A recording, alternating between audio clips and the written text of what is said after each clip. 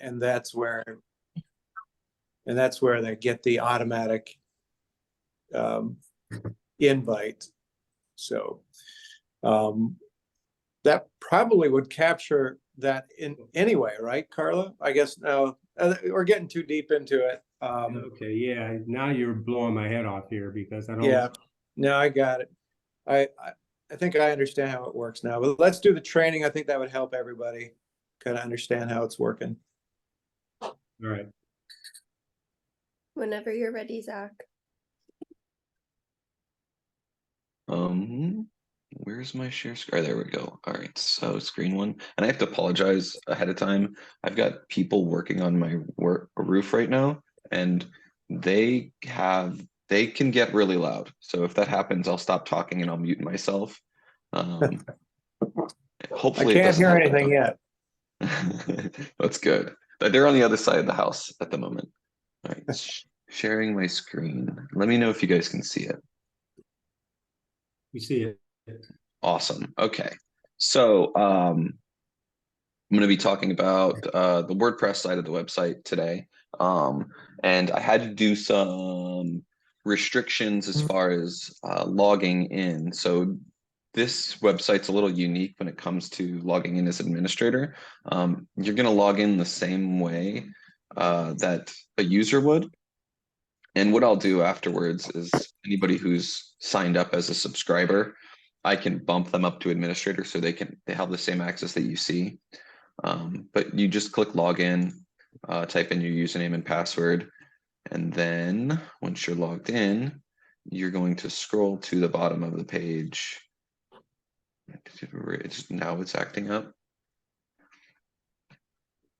Oh, this is the time our server starts tweaking. All right, give it a second. It will be fine. There we go. So let me go back to the front page. All right, so log in. And then if you are logged in and tagged as an administrator, there should be an admin dashboard all the way at the bottom. And this is going to take you to the WordPress backend.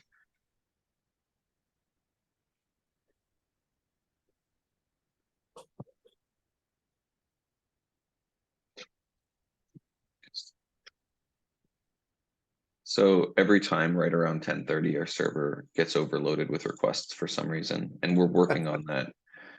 And we're moving. So we have a problem client, and we're working on getting them off, moving them off our server. So that's why you're seeing this right now, and I apologize. That's fine. As long as we're not a problem client. Oh no. It's yeah, it's been a stress point for about a week now. Okay, so this is the WordPress dashboard, and the basics of this are there's different sections on the left that you can navigate into, and you'll have information on the right. I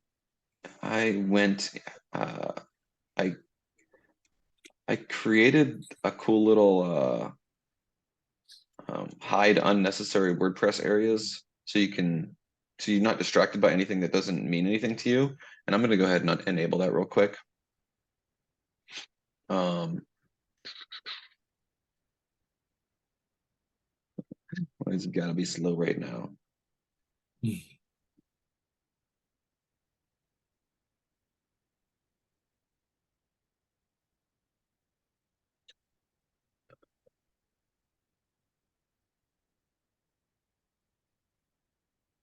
Sorry, just give it 1 second.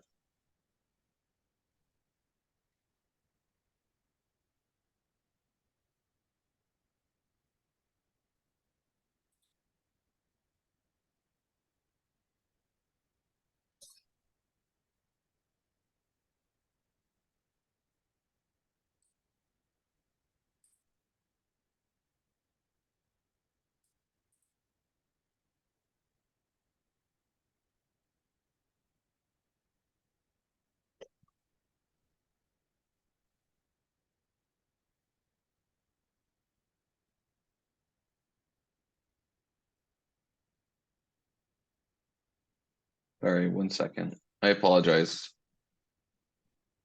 Okay. There you Options. Yeah. All right. So now you can see that there's a lot less items on the left side. Hopefully we're good from now on. I'm gonna see if my coworker can pause that problem client real quick.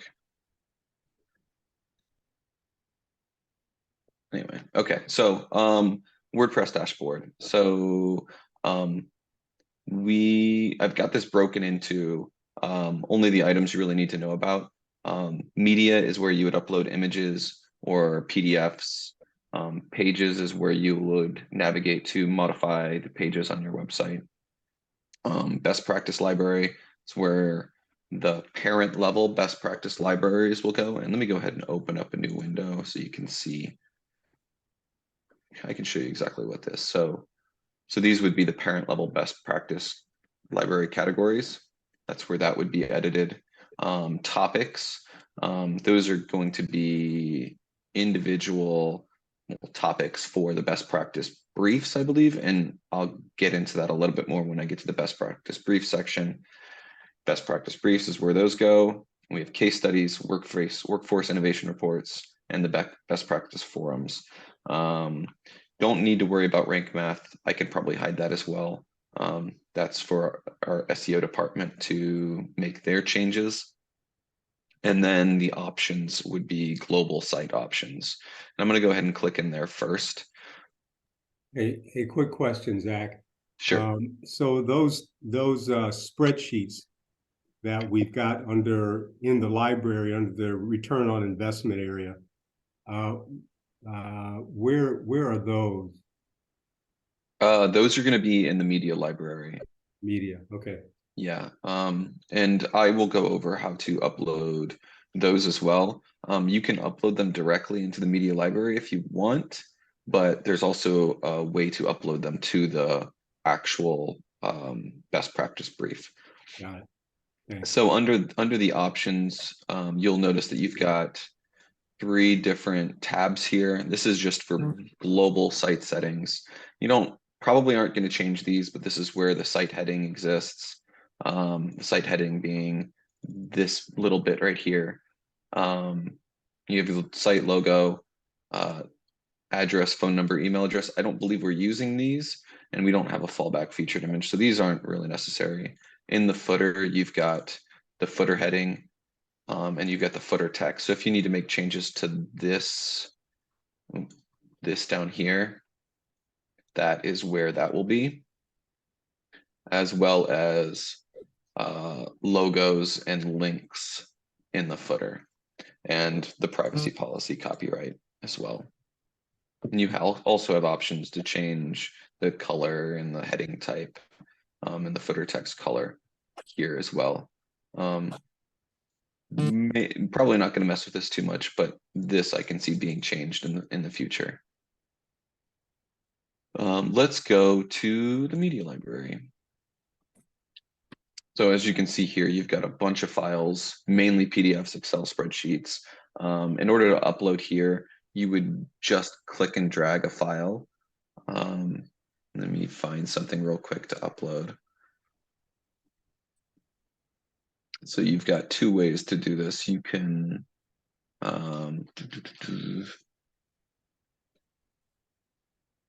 just click and drag a file in here and it would upload, or you can click add new, select the file, or click and drag it there as well. But you do have a maximum upload size. If you happen to have something bigger than 8 megabytes, let us know and we can increase this. But for the most part, 8 megabytes is pretty good. How many pages is that, do you think? Pages? Like a document size, 5 to 10, 100 pages? It's probably less dependent on pages and more dependent on the images. Graphics. Yeah, because the graphics are going to take up, are going to be the larger of the file size. Yeah. I mean, we won't exceed that, Doug. These are all really short documents, so we shouldn't exceed that unless we do something different. So. Yeah, the only way I can see you going over 8 megabytes is if you've got a high-res photo, maybe in one of them that isn't compressed, maybe. Or just a big document with a lot of photos. It's hard to find. Yeah, everything should be less. For example, let's just, yeah, it looks like this workforce innovation report is only 285 kilobytes. You are well under. Okay. As long as it's as long as you're keeping with your current template. So this is one view with the media library. This is the thumbnail view. You also can switch to the list view if you need to bulk delete or bulk edit things. We're slow again.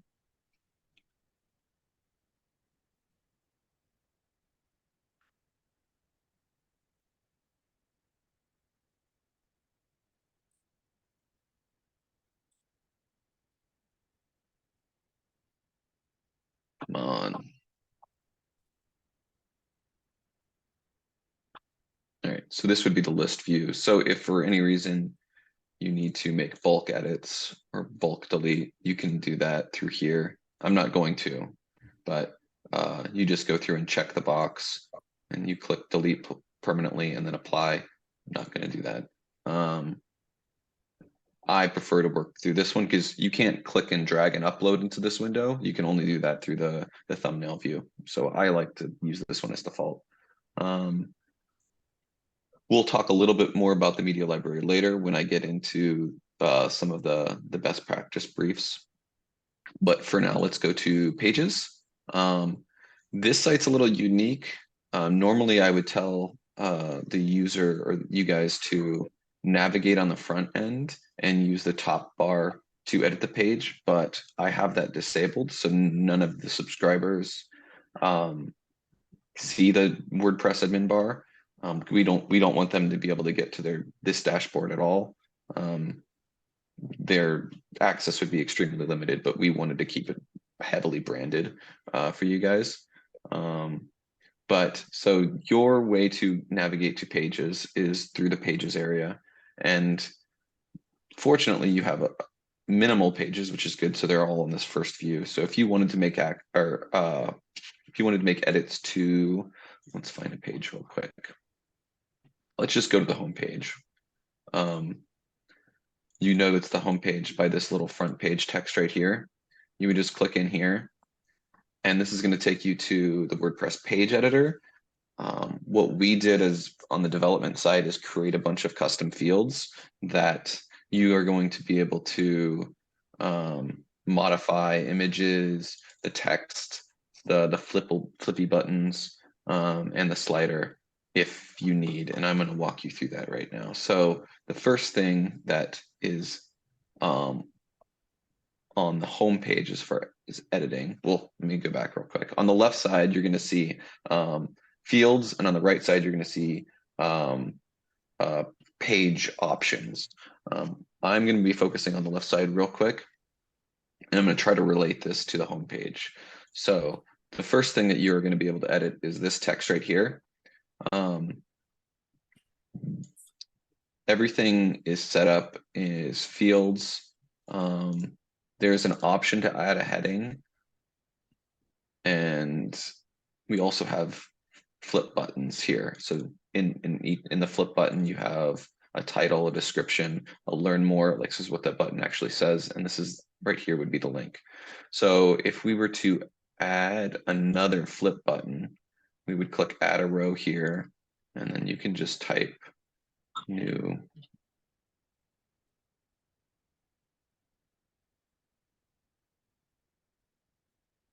And Nice. then select the link. When the link selector brings up a pop-up, and it will show you a list of the most recently added items, whether it's topics, briefs, case studies, and you're able to search. So let me just type that right. I thought so. Well, I'm just going to pick it from here. So if I were to save this, it would add a third one here with the text I've added and the link. Does it space it out too, so evenly? Yes, it should. I'm gonna just go ahead and update and refresh it just so you can see. Nice. Yep. And then removing it would be simple as removing the row, updating, and then refresh. And each of these are blocks. So you can see that there's tabs here for block settings and background. So this block would be the centered content block, which is the first little text area. And inside that block, there's also the flip buttons. And then you can see I add another container here for the statistics slider as a block. And then there's the heading, there's fields for heading, subheading, icons, describing the icon, so workforce size, workforce demand, workforce diversity. And then if you wanted to make edits to the slider, there's a slides tab here where you can edit the title, the images, and the details. And this works the same way. If you add another slide here, it's just as simple as adding a row, the text, the images, and the details. And then the third panel on this page is the call to action, which is currently hidden because I'm logged in. But if I were to open a new window, you would see it. I believe every page has this call to action option, and it's just simple as clicking this little checkbox and then filling out the information you want, or the text they want to see for. I'm going to open a new window real quick. Can you see my incognito window? Or yeah. Okay, awesome. So I'm going to go to cstpinnovation.com real quick. Not logged in, so you can see what that is.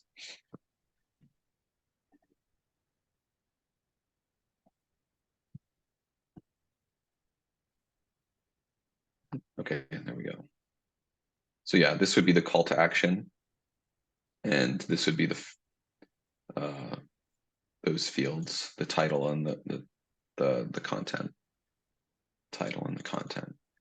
And I believe you even have a gravity. So if you wanted to use something other than the sign up code, sign up form, you would use. So in the form section, you can generate a short code for this, but right now I think we just want to stick to this one. So yeah, that's editing the homepage. I've set up everything to use this, what is called a flexible content container or flexible content editor. And if for any, and this is how it works for all of the pages. If you wanted to add a new row of content, you would select add row container. This is going to add a new container to the website. And then from inside the container, you can add blocks. And I've got 4 different blocks set up. I've got the centered content, the flip buttons, the statistics slider, and the CTA block. So if you wanted to add flip buttons to a best practice forums website, you'd edit this page, add a block, or add a container, and then add the block here and configure and save. Remove this one. So yeah, I think once you get in and play around with it, and I think make the edits and see how it reflects on the live page, with a little bit of practice, I think it's going to be super easy. It's set up so everything can be edited very easily. It's just getting familiar with it. Yeah, that looks great. Shedlin, you're good with that, right? That's more access than we have on our current website, right?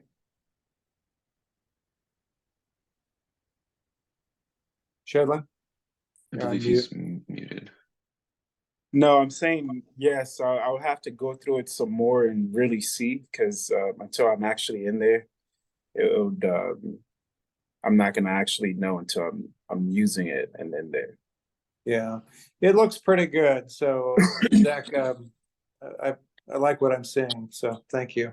So Zach, a question for you. So this thing that happens at 10:30 in the morning, is that going to be a problem going forward? So every morning at 10:30, when somebody tries to sign on our website, there's an issue?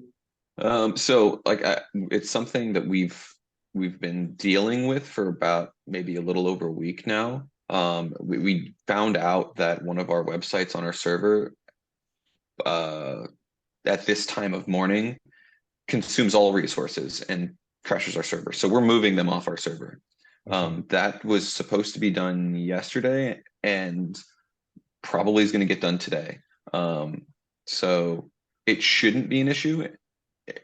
Once they're off our server, it's not going to be an issue. It's just how soon can we get them off our server? Okay. And that's already in process. Okay. And the other thing is the things that we'll have to do, the first things we're going to have to do are to add documents. So for instance, we've got some additional PDFs that we need to add. And I think you pretty much told us how to do that, except I just want to make sure that we know how to put those documents in the right sections. Mm-hmm. So if you could walk through that, and then after that, we'll talk about those spreadsheets. All right, so let's do the best practice briefs real quick. I'm trying to think of the best way to approach this because all of the best practice library, the topics, the briefs, the case studies, the workforce innovation reports are all kind of interconnected. So I think maybe starting at the top level is a good idea. I'm going to click in. So I'm in the best practice brief section. And I'm going to click into, let's just do this one, improve employee performance and retention.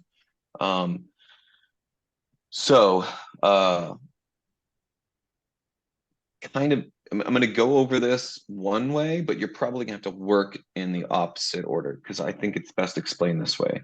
So for this best practice brief, it is located in supporting talent, just so I could see it. Improve employee performance. So this is this one that we're talking about right here. So you can see that there's a file uploaded. So this file uploaded to would be the one you click to get. You click here to see, and then below that there's you assign workforce innovation reports and case studies to it. So you can see that there's down here in the best practice brief area, there's a section for workforce innovation reports. And I've just selected the Caring Company, Hewlett Packard, Deloitte, and Liberty Mutual here. And it knows to look into these areas on the left and pull that information. So what you're going to have to do before adding, or let's just assume adding a new best practice brief, is you're going to want to upload the related case study first, the related workforce innovation report. You want to make sure your topic is selected as well. And the topic is what is showed here. And then also, I believe the category should be good. You shouldn't be adding or removing them, but if you need to, there's a place to do that. And then selecting the supporting talent. So let's, so everything here is displayed here. However, I'm going to go through uploading, adding a new case study and workforce innovation report real quick. I'm going to click into the Prudential one. Case study is as simple as adding a new one, adding a name, and uploading a file. And then it will show up in this case study list for you to select under a best practice brief. And the same thing with workforce innovation reports. It's a name, a file, and then it'll show up here or here. Does that make sense? Yeah, I'm going to have to go through it once, but yeah, I think I can figure it out. Yeah, so there's a place for all the workforce innovation reports. There's a place for all the case studies. And then when you add a brief, you can choose which workforce innovation reports and case studies are revealed when you expand this area right here. as far as topics, let me just go into topics real quick. Topics is, again, this little text right here, because I noticed some of them use the same thing. If you need something other than what's listed here, you would just add a new one and just type the topic. And then it shows in the list of topics under best practice briefs, topics right here. And as far as the category of a best practice brief, and I think there's a couple that have multiple categories. Whatever you pick here, return on investment, for example, this one, that it's going to show up in the category here. So there's just a lot of interconnected things. But once you get once you get the hang of adding one, it's super easy. Okay. So I'm just gonna, also there's the best practice library. This is a list of 1, 2, 3, 4, 6 best practice library. This is this 6 right here. Clicking into them, you can see that you've got your container with your information and your excerpt that shows up here on the front of the button. And again, this is also linked to the best practice briefs, the category right here. So it's hard to explain because I kind of have to explain it in reverse. You want to make sure, yeah, okay. Yeah, I get it. Okay. So yeah, that's the best practice brief section. As far as the best practice forum section, it's set up very similarly. I'm going to click into the one you have. There's a title. Let me click to the front really quick. Best practice forums. You can see you've got your title here. Title here. You have a date. You have your time. The way I have it set up, you have a Zoom link. So this information is sent to the user via Gravity Forms when they sign up. I should say all of this information is sent to the user, date, time, and the Zoom link when they sign up. And you also have the description, which shows up here. And I also have this YouTube video ID. And what this does is we haven't got to the point where you've archived a forum and linked, you want that embedded on the website yet. But once the forum is over and you've uploaded to YouTube, you would put a YouTube ID here, and this would go from register to view the forum, and they'd be able to click it, and a pop-up would show up with the video embedded of the best practice forum. Got it. Yes, so I kind of want to go into the form and how that works real quick, just so you can see, since we were just talking about that earlier. So in order to do that, I'm gonna have to go unhide all of the areas, click into my forms. So this is the best practice form registration form. You can see the fields here. And I want to talk about the notifications. So I've got a notification set up for this form called guest notification. And this is what they see. It says, thank you, first name, for registering. And then it embeds the link, or it embeds the name of the forum, the date, the time, and the Zoom link. So Hey, Zach. yes. So I want to show you something while you're in there. So you see where it's, in the text, thank you, first name. Mm-hmm. Look at that second sentence. That was one of the areas that we need to fix. Oh. So just to. Gotcha. Yes. And I can't remember what I put there, but yeah, that still needs to be fixed. So you will I'm just going to say below.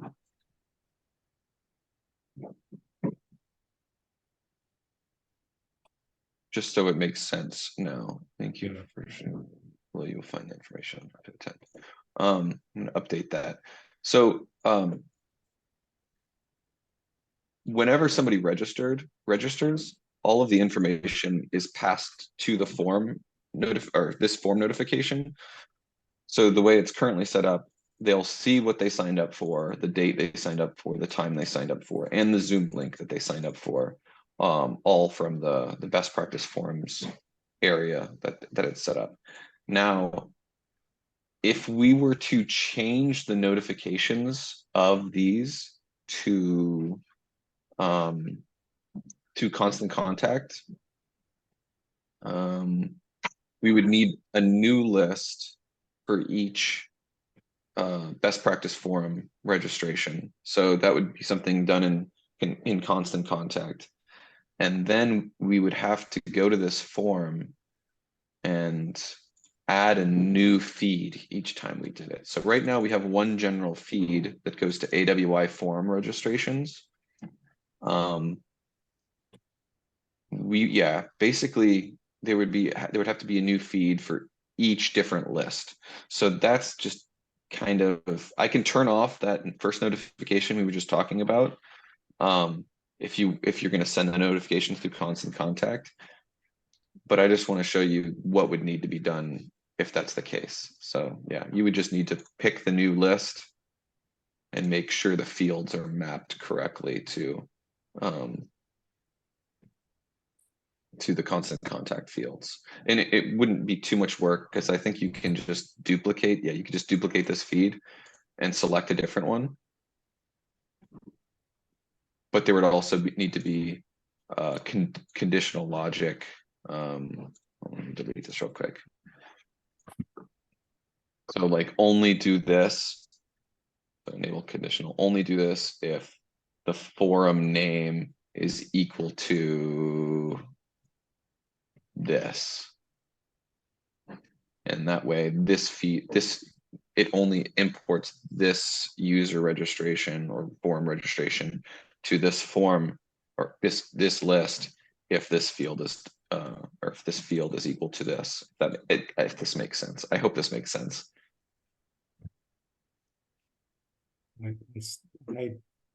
In general, I understand what you're talking about. Okay. In practice of making it happen, we may need your assistance. Yeah, I figure the best time to probably set this up would be when you add the second forum. Because what we can probably do is convert the current list into the list for the leveraging job quality forum, and then the next one, and I can probably go over that with you live as when I do it. That way you can see me do it, and then you can replicate it in the future. Perfect. Perfect. Yep, that's what I was thinking on that main list. But yeah, again, I mean, everything, let me go ahead and set this back to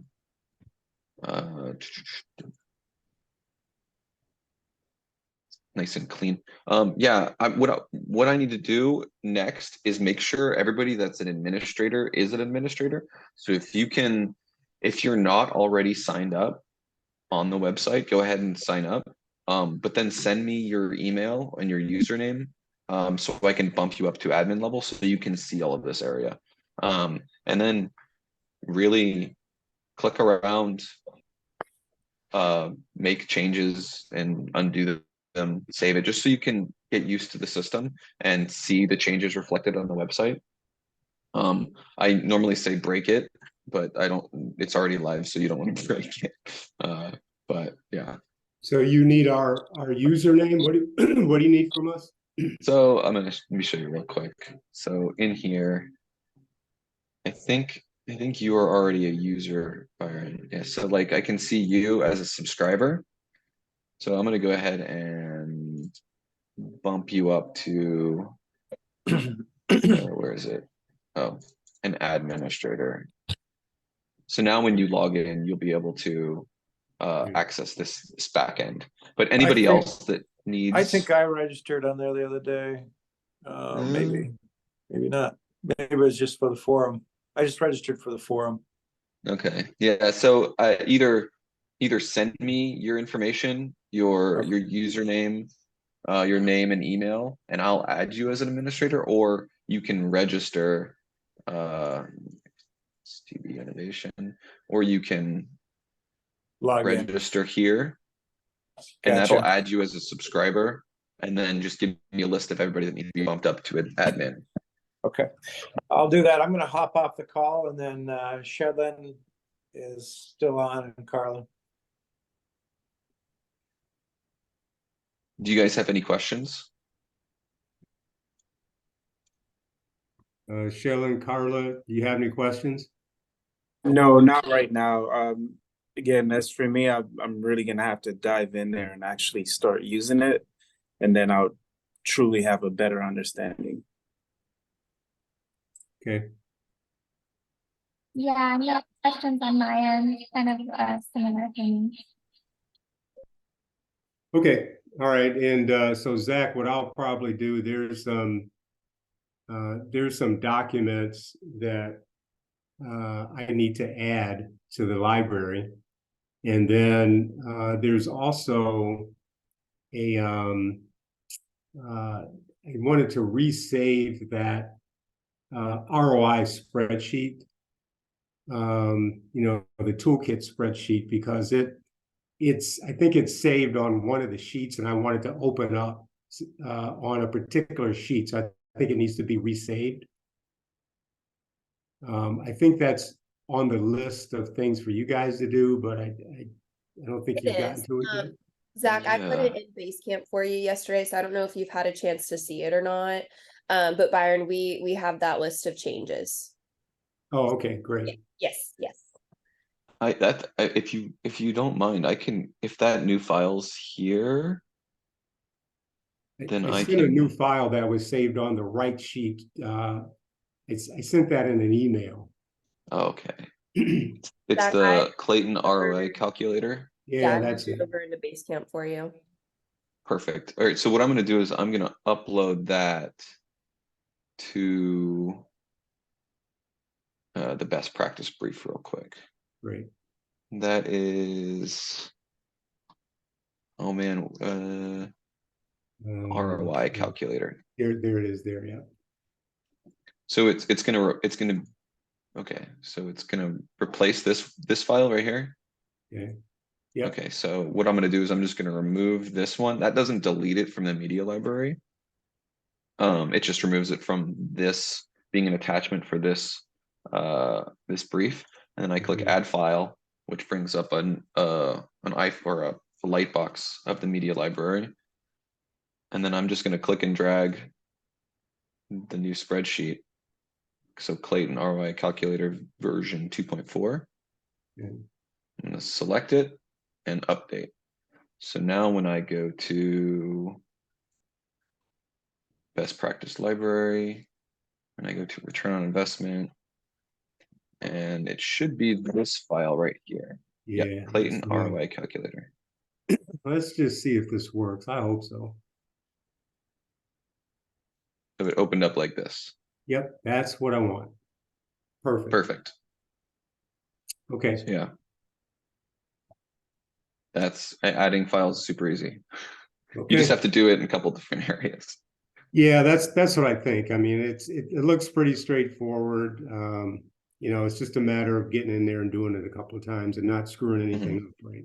And once you understand how everything's connected, then I think that's going to be the biggest learning thing, is knowing where categories are, topics are, and putting the best practice brief or the workforce innovation reports and the case studies in before this. I mean, you could technically create a new one and update it. It just wouldn't have. Oops, we need to go back to. It just wouldn't have anything in this area just until you've linked them. So right. And then of course there's an area where I can go back and delete the old one if I wanted to, right? The yep. old one. Okay, great. Mm-hmm. Okay, I think I'm good for now. I'm sure I'll have questions once I start doing some stuff, but Yeah. that I can be mean, expected. so deleting things is simple as going to where you want to delete them, hovering over it and clicking trash. That doesn't delete it immediately. There's like a trash bin. So Okay, if you accidentally click trash on something, you don't lose it forever. The only way to permanently delete it is to click trash, go to the trash area, and then delete it from there. got it. Okay, Sweet. I'm good. Awesome. I'm glad that this went well and that the roof people were somewhat quiet. Yeah, I think we're good. So I'll, yeah, let me know what happens with the, with that new feature. And, okay, I think we're good to go. So thank you so much for joining us. And once this video finishes downloading from the cloud, I will send it your way so that you guys have it to reference. But yeah, just as you're going through, messing around with things, uploading things, just let us know if you have any questions. I will let you know when we have an answer on a time frame for you for that calendar feature. Okay, sounds good. All right, awesome. You guys have a great rest of your day.